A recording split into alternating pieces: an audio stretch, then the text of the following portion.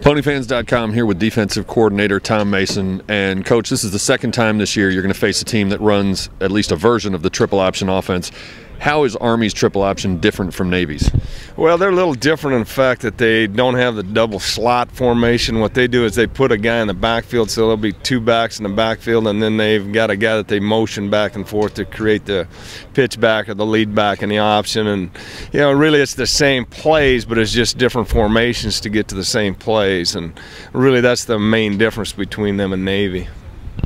Seems like every time you've played Navy, one or both of your inside linebackers has had a huge day in tackles, whether it's Pete Fleps or Taylor Reed or Chase Kennemer last year. Is that a result of them simply having a great day, or is their offense, is this triple option offense designed to funnel a lot of those plays inside to where they are? Well, that's what we try to do with it. And, you know, the thing with the option is everybody's got a responsibility on it. And one of the ways we play it, those inside linebackers end up making a lot of tackles because they're scraping from inside out, and they really have dual responsibility on it with quarterback or pitch. And it ends up, those kids have always had 15 to 20 tackle days when we've played these option teams. Does Army cut block as much as Navy does? And if so, how do you teach your guys to protect themselves? Yes, they'll wear knee braces, but you guys don't even hit very much in practice. How do they protect themselves, and what do you do to sort of get them mentally geared up for the abuse their knees are going to take? Well, by now they're pretty used to it after you face a Navy and knowing you're going to see it every year. But we just do a lot of different things in our drill work, and you know, we will put the pads on and cut them in practice as we get going into the bowl prep. But it's a different mindset going against these teams. Kids got to go in with the attitude that we're going to have to play tough, and if you don't play tough, that's when they beat you. So it's all about getting the right mindset and knowing you're going to get cut. And as a coach, you try to prepare them as well as you can, but the problem is just speed of how it happens. You can't duplicate it in practice. When you talk about simulating this offense in practice, there is the speed that you describe and all the different angles that the ball can come out of the backfield. Do you do anything to try to simulate this blocking system? Because obviously that would run the risk of getting people injured, right?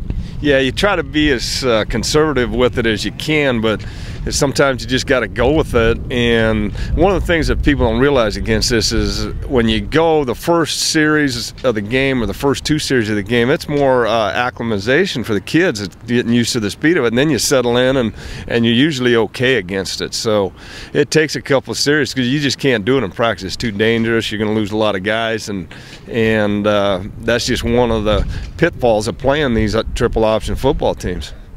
Obviously, the play starts in every offense. It starts with the quarterback, particularly in a triple option offense where he can run so many different directions and get the ball to so many different running options.